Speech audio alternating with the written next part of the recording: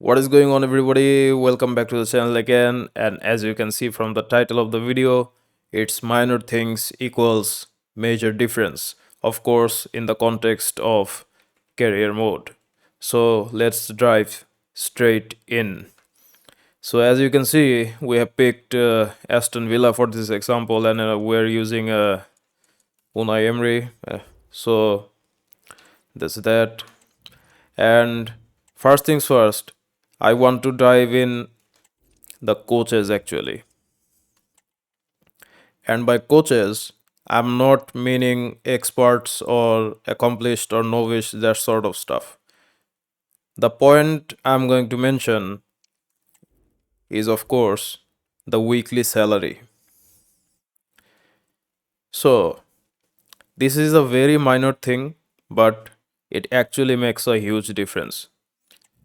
For example, this five-star accomplished uh, attacking coach in Dennis Sundstrom. He currently has a weekly wage of 3.6k. All right. But if you can find a coach who is also accomplished but has a 4-star rating but is asking for a higher weekly wage, then go get that guy. Because the wage structure of the coaches matter more than the stars in some regards. The stars matter, don't get me wrong. You want to have expert coaches in every department, all right? But the weekly wage, it matters even more. I hope you guys can understand that. So, for example, uh, this guy, Dennis Sundstrom there, he's on 3.6k. So, if you can find a coach who is asking more than him, like this one, for example, get him on. But as he's a defensive coach, get him on defense because he has a higher salary. Okay, let's go to the defense department. Just like this Ford guy, Jaggery Ford, his weekly wage is 3,000 or 3k. If you want, you can get rid of this guy and get actually this guy because he is asking more salary.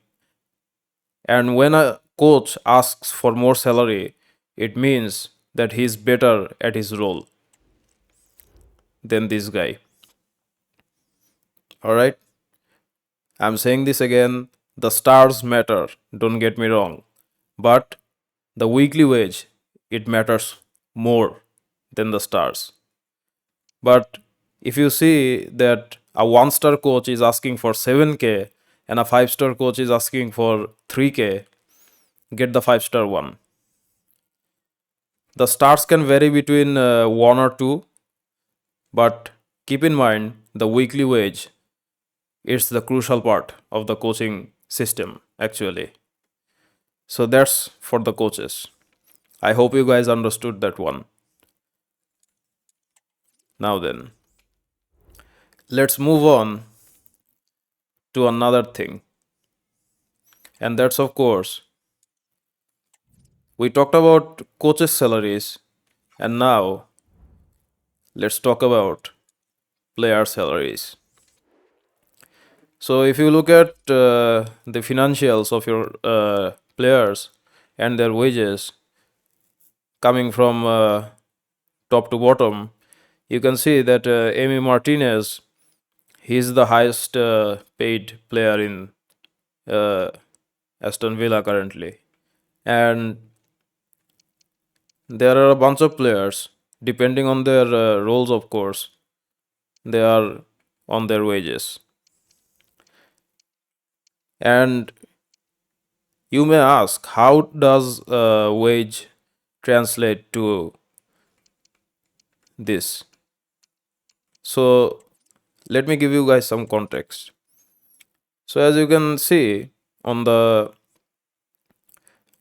right hand side, beside the player, there is a thing that is contract, play time, player performance, and team performance. All right.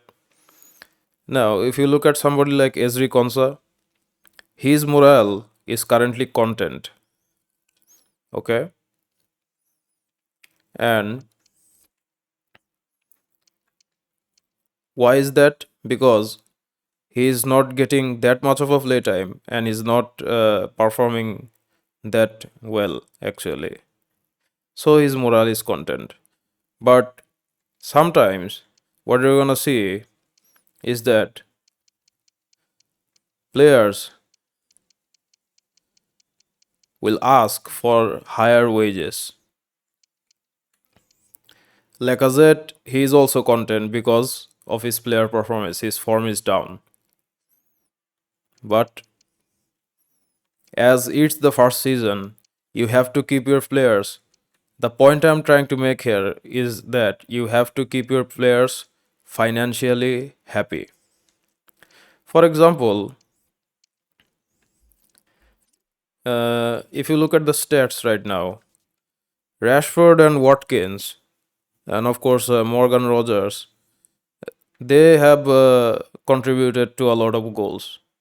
All right, and as this is the uh, first part of the season, and the wage structure is pretty balanced, nobody is low on morale for the wages.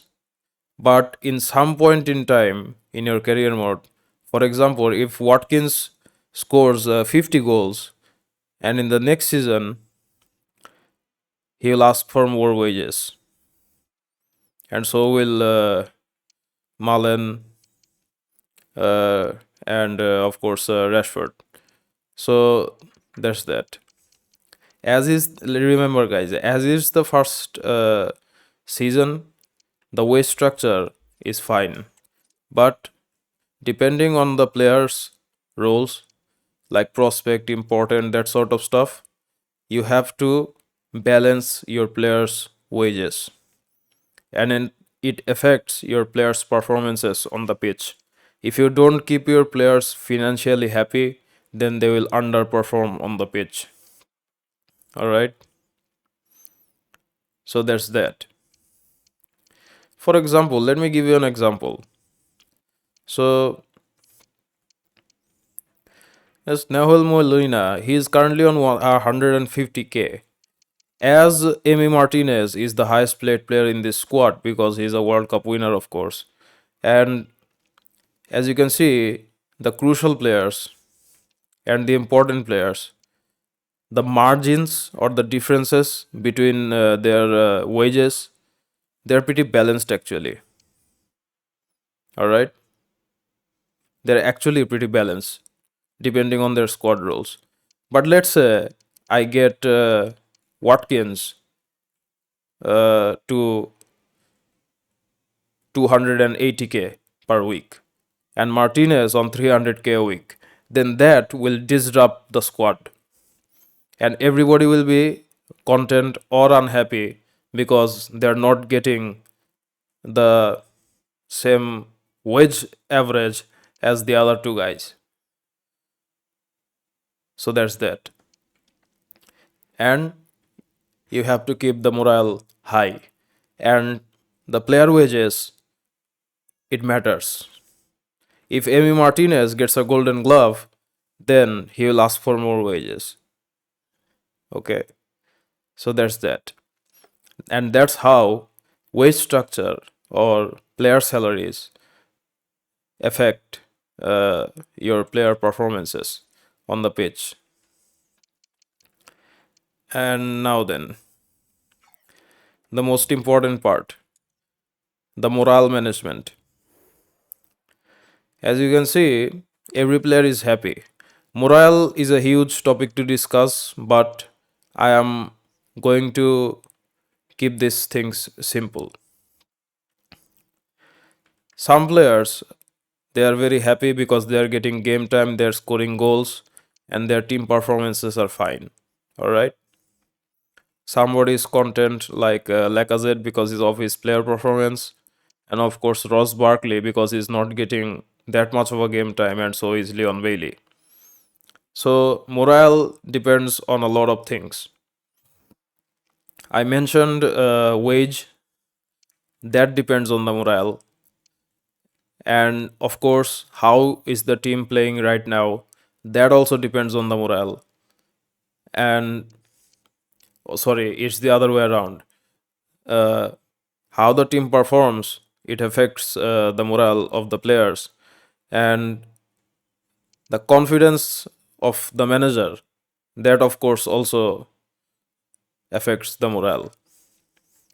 And the other crucial aspect that you have to maintain is to you have to maintain the morale of the squad. As the season goes on, you have to keep your players' morales high. And if you don't keep the team's morale high, then your team will not perform in the pitch. They will lose composure, they will concede silly goals, stuff like that, no matter how hard you try. All right.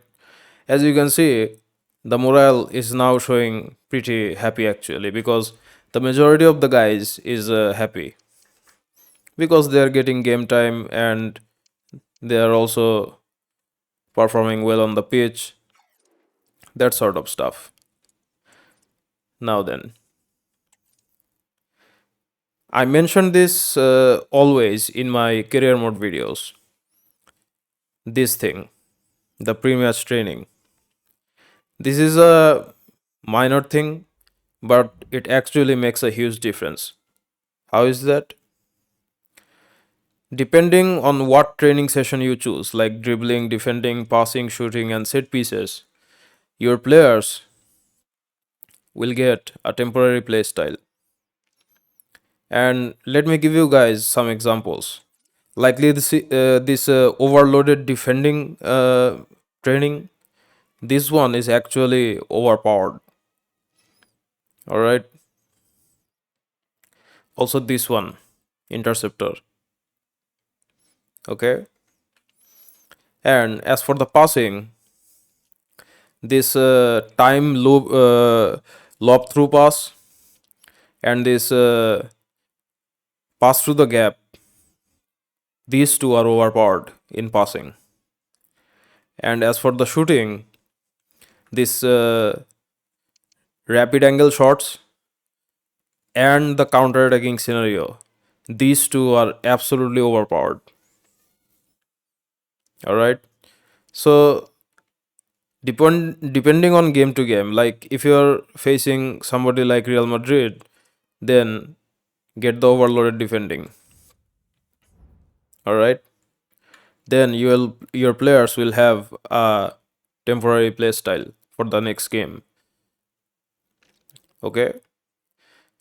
And then another way to boost the morale of your team or your players is actually attending the press conference, the pre-match, and the post-match. All right. So, for example, if we attend this press conference with Unai there, good evening. So, if you celebrate Martinez, his morale, he's now very happy. Kamara, yeah, you have to encourage and you have to celebrate their form. And now, if you go on the squad, you will see that Martinez is complacent. That's the highest morale. There is happy, there is very happy, and then there is complacent. All right. So there's that. And if you win a game, it's Bologna. So if you win this game, after that game, there is that section called the post match interview. Do that thing as well. For example, You will get asked questions about your players who performed really well on the pitch. Like, take Morgan Rogers for example. If he gets two assists or if he gets a man of the match, then you will be asked questions about Morgan Rogers. Or if one of your defenders or your midfielders or any of your players play badly, then they will also ask questions about that one as well. But you have to keep the answers positive to keep the players' morale high, and that will keep them confident and they will perform better on the pitch. All right, so that's that. Now let's rewind. First, I talked about the coach salaries. If your current coach has a salary like this guy, and if you find a better coach than him who has a higher salary but is one star less, then get that guy. This guy is 3.6k. If another guy comes in, he is accomplished and he is asking for 5.5k, get that guy. All right, I hope that makes sense. Then I talked about the player salaries. Remember these guys, you have to keep your players' wages average. All right, depending on their roles. Okay, you have to keep your players' salaries or your players' wages on par with the team's average. Daniel Malen, he's an important squad player, and so is Noel Molina. As you can see, that they're depending on their market value, their wages are actually okay, because Noel Molina, his market value is 50.5, but in the case of Daniel Malen, it's 32.5. But there is only 10k wage difference. And if you look at Yuri Tillemans, then it's a 5k wage difference. But he's a crucial player, and so is Kamara. All right. But you have to keep in mind that as the season progresses, if you're on your second or third season, then these wages will go up, and you have to maintain the wage structure. Otherwise, your dressing room's gonna collapse. Some key players will be unhappy. Okay, just look at Marcus Rashford and Morgan Rogers for another example. Rashford, we bought him permanently for this save, and his market value is 28.5 because he's 26 years old and he has fallen off a cliff. But in the case of Morgan Rogers, he is actually a young player and has almost double the market value of Marcus Rashford. But as you can see, they are on the same wages. So if Morgan Rogers gets 20 assists and Marcus Rashford gets 20 goals, then you have to both give them both a financial boost. Otherwise, they're going to be unhappy. I hope that makes sense. So that's the player wages, and it also relates to morale. And as for the squad, you have to keep your players happy through your press conferences, the pre-match and the post-match. If you lose a game, then you will be asked questions about uh, defensive errors, something like that. But you have to give always positive answers. Okay? You have to encourage your players. Otherwise, they're gonna be underperforming on the pitch, and their morale will be going down. And another thing, that I mentioned was this training, pre-match training, and I said some overpowered ones like the overloaded defending, counter-attacking scenario, passing through the gap, extreme hot potato, that sort of stuff. Right? Depending on game to game, you can do that, but always do that for every game because your players will get a temporary play style, and that actually makes a huge difference.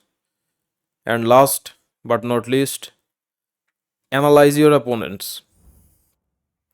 As you can see, Bologna are lining up with a 4-2-3-1, and there are some players that you have to watch. If you are playing on player based difficulty like I am, then you have to keep this probable lineup going. All right, so that's that, and that's how you can actually boost your team's performances. Another thing I forgot to mention is this development plan thing. All right, so I know that I'm recapping this, but I didn't actually mention this. I have a very short memory. So if you look at Emi Martinez, he has a goalkeeper plus plus. All right, but I gave him a sweeper keeper now because he has that goalkeeper plus plus. And now, when you put him to another development plan, his overall will grow quickly and his stats will grow quickly as well. He's a goalkeeper, so let's go to some other stuff. Take Ian Madsen for example. I put him on a wing back, all right, but as you can see from his stats, he is more of an attacking wing back, all right. He has a false back plus, but he's more of an attacking wing back, as you can see from his pace, his dribbling, and his passing. But I put him as a wing back because I need to get those defensive stats up. Whenever he gets a wing back plus plus, then I'll switch him to a fullback to get even more defensive stats up and the physicality up. And when he gets a fullback plus plus, then I'll put him on attacking wingback. And when he gets the attacking wingback plus plus, then I'll put him on a false back. So you have to rotate the development plans as well to boost certain stats, to boost all the stats actually. Another example I can give you is actually this one. It's Marcus Rashford. If you're playing a 5 back system or a 3 back with wingers, then this is absolutely crucial that if your wingers are inverted, then you always put them on inside forward. Everybody puts them on inside forwards. But they forget one thing, they have to come back and defend. So it's better to get them the inside forward plus plus, then change them to the wide playmaker. Because as you can see, that the wide playmaker actually boosts the pace and the reaction time, ball control, slide tackles, and interceptions, and of course, the physicality. So that's that. And finally, another example in Morgan Rogers' case, he has a playmaker plus plus. Now, what I'm gonna do is I'm gonna put him to a shadow striker because he already has a playmaker plus plus. I don't need that anymore. But in the case of a shadow striker, it actually boosts up his finishing, his dribbling, his ball control, his pace, that sort of stuff. And if you put him as a classic 10, it improves his passing. So that's that. And if you put him as a half winger, then his dribbling stats will go up, his pace will go up, and his reaction, ball control, agility, stamina, everything will go up. So you have to rotate the development plans of your players. Whenever somebody gets a plus plus, change the development plan. Always. Remember this, guys. Whenever somebody gets a plus plus, change the development plans. Always. All right. So these are some minor things in EAFC career mode that actually makes a huge difference in your team. And I hope you learned something from this video. And try to do these things, guys. All right? Because it actually, and if you know anything about dynamic potential, I showed you the development plan one. It actually hits the dynamic potential even harder. And by that, I mean, if you change up the development plans of your players, then it will hit the dynamic potential high and they will grow even more faster that way. All right. Same goes with the youth academy. So that sort of stuff. So I hope you guys understood what I meant there.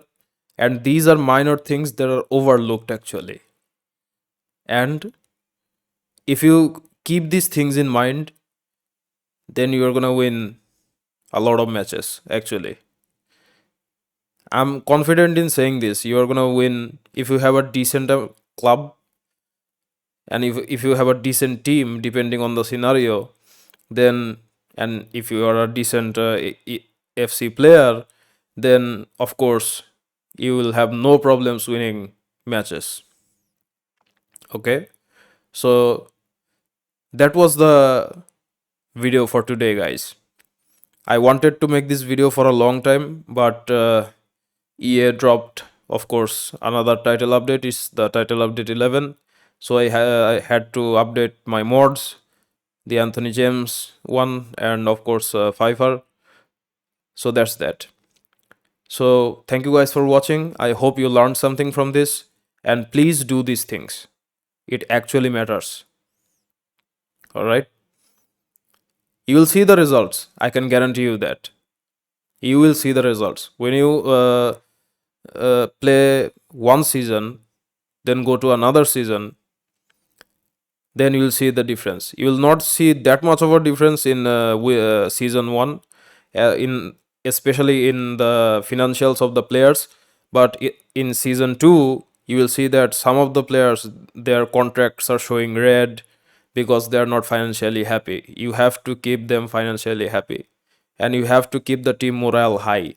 And when you win matches, your team morale will be through the roof, and will never, and you will hardly ever lose matches.